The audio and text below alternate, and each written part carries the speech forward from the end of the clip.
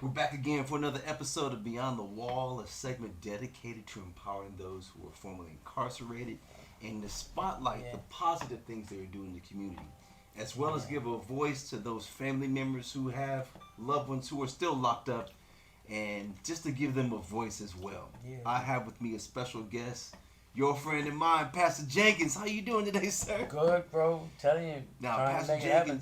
Pastor Trying Jenkins to is make it the happen. creator and founder of Streets of Joy, a Mm-hmm. nonprofit organization here in Mesa, Arizona. Yeah, And just tell me about that, Pastor. How did that come about? What was the motivating factor behind Streets of Joy? man.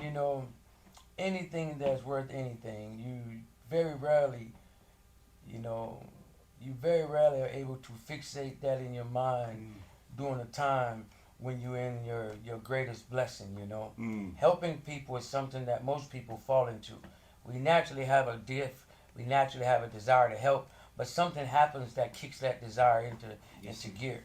And Yes, sir. for me, you know, I started pastoring in East Mesa, and one day, driving home from work, I mean from church, Mm-hmm. I seen this elderly gentleman with no shirt on in a wheelchair in Arizona, Mm. and it was about like 50,000 degrees. You know what I'm saying? Yeah, it's hot out here. And so I drove by the man and turned around, and I had my family in the car. I turned around and I approached him, and we started dialoguing. Yeah. And he said to me, "I got a number you can call, but you got to tell them that I'm having some type of drug addiction or Oh, this wow. reaction." I'm like, "Why is that, bro?" He said, "Because there's no place in the East Valley where a guy like me can get some help." And that's when I first got introduced to the whole world of helping out those who are, in this case, he was once again a formerly incarcerated individual. Okay. And so as I began to look at the need in East Mesa, Mm-hmm. they fell into multiple categories. Like one category would be drug addiction. Yes, So sir. they're coming out of some type of drug rehab. Okay. Another one is like serious mental illness, Yeah. SMI. They're Yeah. coming out of some, institution that's working on their mental aptitude. Mm. But then the third one was those brothers and sisters who were being released from prison, Mm-hmm. and they're being released in prison to nothing, Yeah. to absolutely nothing. I can attest to You that. know what I'm saying? And so it blew me away that the state could incarcerate a man for 4 or 5 years or even longer, and then release him and hope that he's going to be able to make his life better. Wow. Most of the time, especially in the brown and black communities, parents are living in homes that forbid a felony offender Yeah. to even live in the property. That's right. So that shuts them down. Yeah. And Yeah. then, a lot of the employers, when you fill out the application, the moment you put felony, that shuts down the job. And then it's like, how are you going to be able to get a job and sustain yourself till you get paid Yeah. and be able to come up, raise yourself by your bootstraps, so to Yeah, speak. yeah, You know yeah. what I'm saying? So It that's doesn't when you work like came up. that. So that's when you came over Streets of Joy. And how long has it been now? It's been about 11 years in totality. Okay. But it's only been about 6 years where I'm really focusing on trying to help the formerly incarcerated, because the stories kept growing. And then I would actually get these guys that would come through the program Yes, sir. and they'd been incarcerated, but I get them like a year later. Mm. And at that point, they've went back to drugs, went back to a lifestyle that's not productive. Yes, sir. A lot of times the probation officers are trying to do whatever they can do instead of violating them, because the prisons are full. Yeah. So they're Yeah, trying to yeah, come yeah. up with ways to keep them off the street. Yeah, yeah, yeah. And so at that time, I kind of thought about it, and I just took an approach of trying to figure out what are all the issues that preclude a man or a woman from standing on his or her feet again. And so I just began to identify those specific issues. It's like And 5 pillars, right? yeah, the 5 pillars that we stand on. And those 5 pillars, we learned by trial and error. We didn't have no book. It was just that when a guy went and had to see his probation officer, there's a good chance he's not going to show up. Yeah. If a guy went and said he had to go get some clothes, there's a good chance he's not going to show back up. If the guy doesn't have food and he's going out trying to get some food, or he'll say something like, I'm going to get my EBT card, there's a good chance he's not going to show up. And so all of these factors led us to an understanding that if we in one location could provide these individuals with the things that they need in such a way that they didn't have to leave, then we had a greater chance of corralling them and holding them until they got strong again. Our mentality, what I tell the guys is, you got to get to a place where you can say no when yes is an option. There you go. Because in that world, you're always going to see a bunch of yeses. That's right. That's right. It's amazing when guys take the time and step back and look at all the bad decisions that they made. And so I try to encourage them and teach them that, for all practical purposes, you got to live in the moment. Yeah. Because the decision that you make is in the moment. That's right. It's not in the past. It's not in the future. It's in that very moment. And so let's condense your mind. Let's come back to a single point of focus and just say, how am I going to succeed in every moment today? Yeah. And when you got that mentality and you declare it when you get up in the morning that I am going to succeed one moment at a time. Yeah. And then you got to teach these guys how to visualize that moment. Yeah. You can't try when the moment arises. You got to visualize yourself saying no to one of your friends offering you a hit of whatever drug it is, or you got to visualize yourself saying no. If you got an alcohol addiction and someone has a beer on the table, you can't wait till you get to the table to say no. You got to practice saying no before you even get there. You know what I'm saying? So, Pastor, let me ask you this. With all the avenues and all the ways that you can help somebody, because I call this like a one-stop shop. Yes. This is something that, let me go back. So parole is almost designed for you. The system is designed for you to fail. That's right. Streets of Joy is designed for you to succeed. Very much from so. what I see. That's right. Because we're actually, this room right here, I mean, I'm jumping the gun, but you blessed me with this. Yep. And I just want to say thank you. Man, I talked about you. Last week we had, I call him Pastor Doyle. Yeah, because he definitely preaches, right? Yeah, we I just let him speak. We had the mic on. I asked him a couple questions. Hallelujah. We was just going on. I was like, just talk. And I was talking about you. I was talking about how wonderful you are for the community. Yeah, how you man. bless me. Yeah.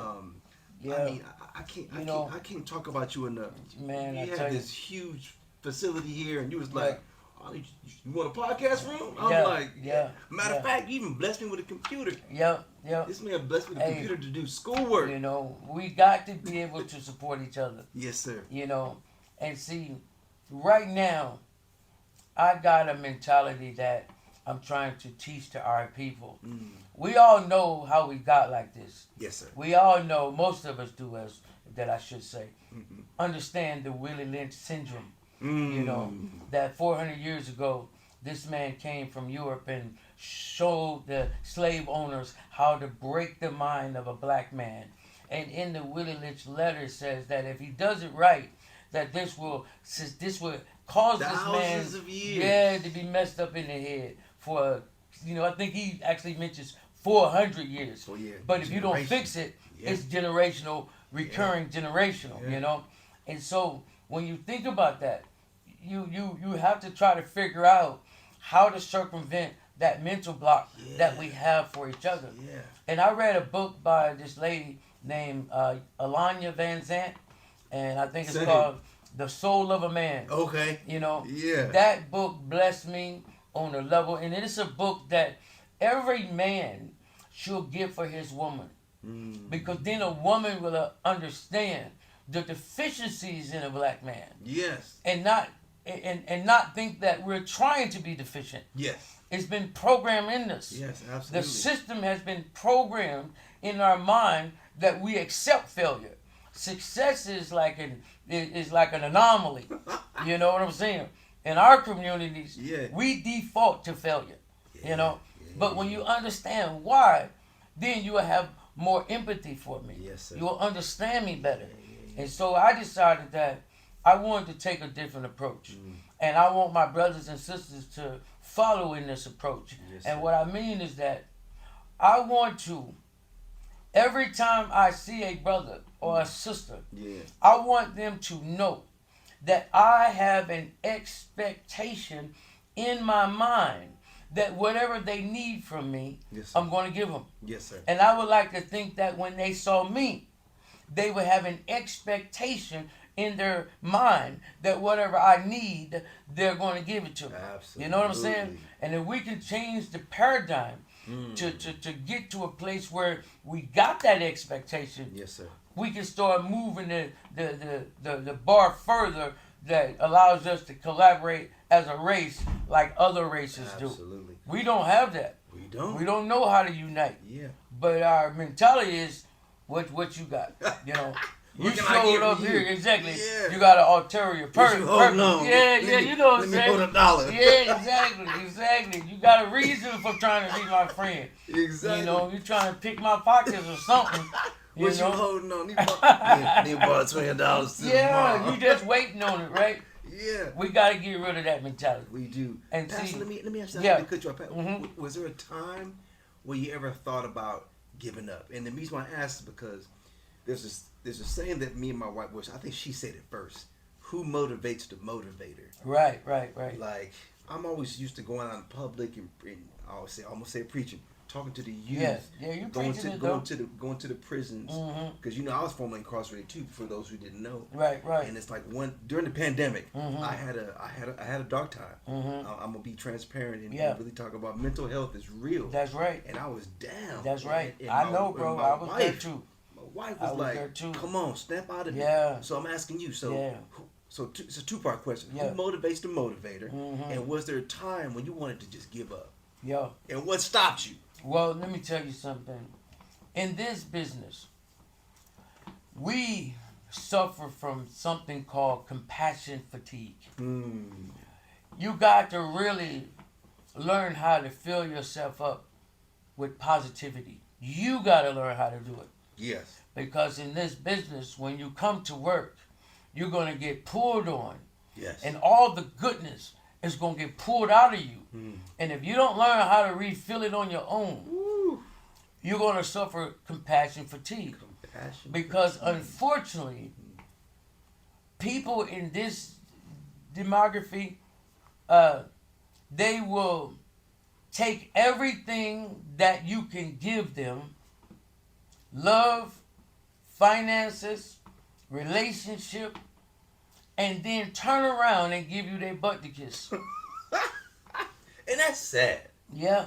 man. But when you understand the dynamic of their mind, you realize you're not dealing with a normal person. That's true. And so you got to learn how to truly develop unconditional love. Yeah. I've had guys talk about me on the internet, Yeah. call the police on me, Yeah. tell everybody in the world I'm this and I'm that. And then 2 months later, they're in our intake, needing help again. Yeah.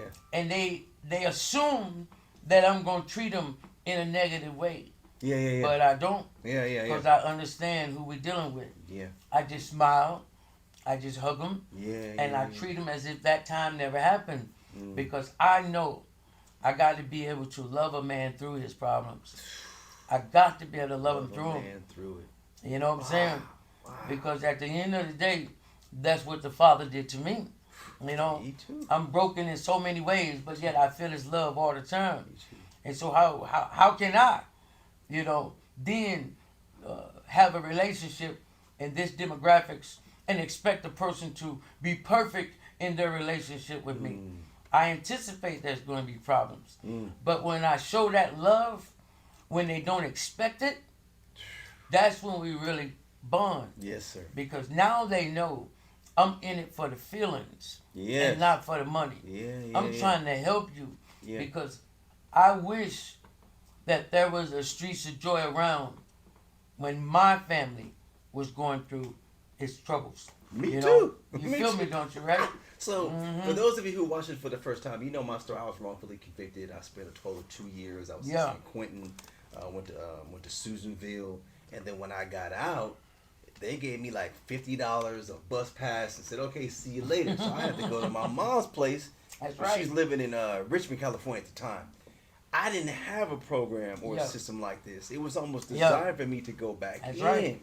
That's right. And if it wasn't for this woman named Denise Kendall who got me off, who Yeah. got my conviction overturned, I You've wouldn't been know there. what to do. Exactly. Because California, Exactly. has 3 strikes you out. Uh-huh. And I don't want to stay in a situation where I got They caught can up be small once. strikes too. Yeah, I was Yeah. like, man, felony. Yeah. It could be a jaywalk. It could be That's any right. kind of felony. They can That's lock you right. up for life. 3 strikes you out. Yeah. So I'm like, I left California, moved to Texas, and that's when God really blessed me. Yeah. Met my wife. Yes, Both my yes. children were born there. Yeah. And Yeah. to kind of fast forward where we are today. So my wife she's your director. She works right up under you. Yeah, she handles all of our outreach.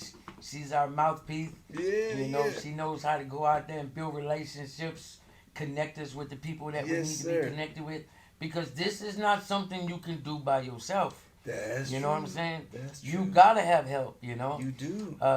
It's hard to get funding, and it's hard to get people to fund you. You know what I'm That's saying? a great segue to my next question. So what specifically does Streets of Joy need to take you from here to the next level? Well, the reality is this, you know, you can have a dream, but if you don't have the monetary needs to make that dream a reality, it'll always just be a dream. Everybody dreams something, Yes, sir. you know, but not every dream manifests. And so you got to be able to walk that dream out and just anticipate that if you are faithful to making the dream work, then God is faithful to making sure that when you get to that fork in the road or that stumbling block or that brick wall, that He's got some assistance there for you. It takes money to help people the right way. Absolutely. You know what I'm saying? And we utilize every single dime we have, helping as many people as we can. So think about that. That's an economy of scale. Yes, sir. You know, if our budget is $500,000 a year, we could help 40 people. Yes, sir. But if our budget was $10 million a year, we could help 4,000 people. You know, it's all economy of scale. It's just that people have been burnt so much with fake non-profits, pretending like they're doing something that they're not. Yes, sir. That everybody's gun shy. You know what I'm Yes, saying? sir. Well, you you've been doing this for 11 years, though. Exactly. So you've already proven yourself for the community. Our money is where our mouth is. You know what I'm Yes, sir. saying? You come and you see it. Yes, you know sir. what I'm saying? If you had never came, you'd have just saw maybe a Facebook post or something like that, and be like, oh, okay, and kept going. Yeah. But when you see it, Yes, that's when it makes sense. it does. Everybody that we've been able to bring to the facility and show how we do it has been totally impressed. Oh, absolutely. Because we have been able to do it, and at this point, we're at a plateau where we're self-sustaining, but just like any plateau, to get to the next plateau, we got to put some energy in that Yes, climb. sir. Yes, sir. And that's all we're looking for now. It's just a little energy. But I trust God, you know. Yes, sir. You and I, we've crossed paths. Yes, sir. That's a God find, you know what I'm Yes, saying? sir. There's no way you and I would have met on the corner, you know what I'm saying? Yes, sir. Yes, you know, sir. at the bar somewhere, Yeah, you at yeah, the table. yes, No, sir. this was a God infused relationship. Eventually, because you know? we have a mutual friend. He actually works. Well, he has an office here. Right. Mm-hmm. Yeah, so we have a mutual friend. Yep. So you never know. Yep. All Well, right. you know what they say, the 3 degrees of separation. Yeah, you know what I'm yeah, saying? yeah. I believe that, man. I believe that so powerfully I do because too. when you start, especially when you know, we old folks, so we still use Facebook. You know what I'm saying? You know, when you get on Facebook and you become somebody's friend, the Yeah. first thing I do is look how many Mutual friends, yeah. mutual friends we got. Yeah. It's like, dang, you know him and I know him and Yeah, you yeah. know her. So we've been evolving and rotating in the same, environment and growing in that That's environment. right. That's so right. I would like to think, yeah, we would have eventually met, but How this happened? Yeah, Woo. yeah. And you even know? the story, I told the story last week when I interviewed Doyle. Mhm. Is like how he even got here. Yeah, man, that was powerful. Yeah. Yeah, that was powerful. Tell You your know, side. I told my side of the story Well, last the week. Justice Project, they had went around and visited multiple locations. And so when they came to visit us, one of the things I think they liked the most was the fact that we don't have no end date. Nope. When a person makes it to Streets of Joy, we're going to support them until they're ready to leave and go in a positive way. We've had guys come through here, and in four months, these are second chance guys out of incarceration.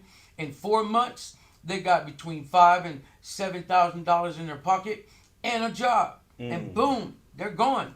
But not everybody can do it that way. That's true. If you got a guy that's been in jail 15 and 20 years, he ain't finna do it in 4 months. Yeah, you know? that's true. May take And him depending longer. on his mentality, he might not ever do it at all. Yeah. You know? Yeah. So you got to be able to meet a man where he's at Yes, and sir. encourage him to grow as much as he can grow. Yes, sir. But at the same time, never put the fear of being homeless in that relationship. You Yes, know what I'm sir. saying? Yes, sir. So we've had some people come through Streets of Joy, and after 5 years or so, they're ready to go. And they don't just leave on their knuckles. They leave like our last, success story. A young man who was with us for 5 years, and he left as a manager at an AutoZone. You know, man, we've had guys like go back to their homes. The beautiful stories always are Yeah. when they get the job, they sustain themselves through a period of time at Streets of Joy, and they reconnect with the families that had basically kicked them out. Wow. And I tell the guys all the time, you can't take that personally because your mom didn't kick you out. Yes. Your mom kicked out the person you became. Mm. So the moment you restore yourself, You a different person. you're a different person. Yeah. Mom wants her son back. Yes. Dad wants his son back. Yes. But they don't want that monster that you became. Yeah, you they know don't what I'm want that saying? person back. But once they see you sustain Yes. that lifestyle Yes. and they trust you, that has been the most beautiful actions that I've seen when we come together. Nice. Is watching a mother or a father hug their child again. Almost and like for bring the, them almost home. like for the first time. Yes. Man, that's And I nice. hear it all the time. Thank you, Pastor Eric. Yeah. I really appreciate what Yeah. you've done. Yeah. Because nobody would have worked with him. You know, because like I said, my brother, we have to love people through their problems. Love them through it. You I know? like that. That's a Yo, t-shirt. That's a gotta t-shirt. love I'm them gonna through love their you. problems. I'm gonna love you through the pain. Mm-hmm. We're gonna take a small commercial break. Yep. This segment is sponsored always by Blackwater. Yeah. Full of trace minerals. They have 6 different flavors, probably 7 by the time you see this episode. This is coconut, one of my favorite. This one right here is bamboo water. They're in hiatus right now, but this right here, ooh, you gotta try it out. Blackwater. Yeah. Check their social media out at Blackwater. Yes, You for gotta sure, see them. for Thank you so sure. much. For sure. And we're Yep. back. Yeah. We're back again. Mm-hmm. Part 2 of our episode. I have with me Pastor Jenkins, creator and founder of Streets of Joy. Yeah. Thank you The so much. Streets of Joy. Streets of Joy. That's right. So we're at your headquarters here. Mhm. So you do more than just housing. You house formerly incarcerated people who are homeless, Yep. transitional living. Yep. You have a food pantry. Yep. Mental health. Yep. You provide education. That's right. That's right. We got to get the word It's out. a holistic approach to recovery. Yes. You know what I'm saying? Most people, when they fall, when glass falls off a table and breaks, it breaks into multiple pieces. Yes. You know what I'm saying? And so you can't just come and get one piece and think the glass is put together. You got to get all the broken pieces, and then you got to put them back to the way they go. And then you got to add something that makes them adhere to each other again. You know what I'm saying? Yes, sir. Once it breaks, you just can't put it together and think that it's working good. You got to put something in between those broken spots, right? Yeah. So they stick together. Yes. And most of the time, the places where they have been strengthened with glue or something is stronger than the glass next to it. So you got to anticipate that it's going to be some issues putting it together. But when you get it together, that person is going to be stronger than they've ever been before. Ooh, you're right you know? about that. And I see it with my own eyes. I watch guys that, in the beginning, I never thought they would make it. And they end up top dogs. Yeah. But then we get guys, and my staff will tell you, man, that the guys that come and all you hear is them chatter. It usually sounds something like this. Pastor, the Holy Spirit sent me here. I want to help you. I'm here. Whatever I need, whatever you need, I got you.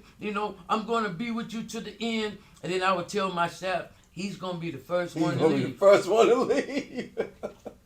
And almost every single time, it's true.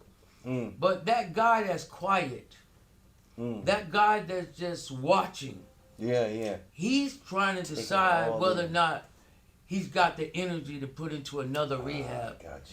He's trying to decide whether or not it's better here than it is incarcerated, because they're getting 3 meals a day, air conditioned, gym. They don't have to worry about nothing in jail. They're deciding whether or not it's worth it to put energy in me. Because no matter what kind of program it is, people are going to look at the guy or the woman at the top. And if they don't see integrity, love, caring, if they don't see someone that they know without a doubt is not doing it for the money, they'll never allow themselves to be led in that organization. Blackwater. Check them out. I like that. All right, so Pastor Jenkins, so how can they find you? Well, we got a website, www.streetsofjoy.com. We got a social media following on Facebook. We're about to launch, some YouTube sites and some Instagrams, as we speak. But, Streets of Joy on Facebook. And you can even Google me. I think I'm Eric Jenkins on. I'm Googleable. Yeah, you know what I'm saying? I don't have no inhibitions about anything in my life, I'm not perfect, but I know I love as perfect as I can. But I'm not a perfect person, so I don't hide from anything. And that's what I teach my guys, man. It's kind of crazy because you have to be careful what you ask for. When I decided that I wanted to help men who had been previously incarcerated, I had no experience with incarceration at all. I didn't know what the inside of a jail looked like. I didn't know nothing about it. I didn't know how to talk to it. But in the last 4 or 5 years of my life, I can say that a couple of brothers delivered something to me on a platter that I thought was going to be great. Yes, sir. And it ended up not being so great, Man. But as a result of that, though, I think of everything in the context of the totality of your calling. Yes. As a result of that, those several incidents, I now have a deeper respect for the brothers coming out of jail, for the support that they need, because I understand it better. Yes, sir. Coming out of a car accident and being broken up to the point where I was under so much medicine, that when it was time for me to get off, I knew the struggle, but because I was who I was and I am who I am, I couldn't fail, so I know what it means to shake and shiver for 5 or 6 days getting off narcotics. Yes, sir. So now when I see a person that's on narcotics, I got real empathy. I know what it's like. Now when I see a person who's coming out of incarceration, I know what it's like. Yes, sir. I got real empathy. You know what I'm sir. saying? Yes, sir. So now I can relate on multiple different levels with the people that I serve. Well, I know I appreciate it. And we appreciate you, Pastor. Thank you so much for joining me Very on this, much this so. special Very segment. much Thank you so much. And This you can is the find beginning. Streets of Joy. You have all those social media handles down below. Thank you so much. My name is Romero. I'm your host of Beyond the Wall and Beyond other the Wall, podcasts. So baby. thank you so much.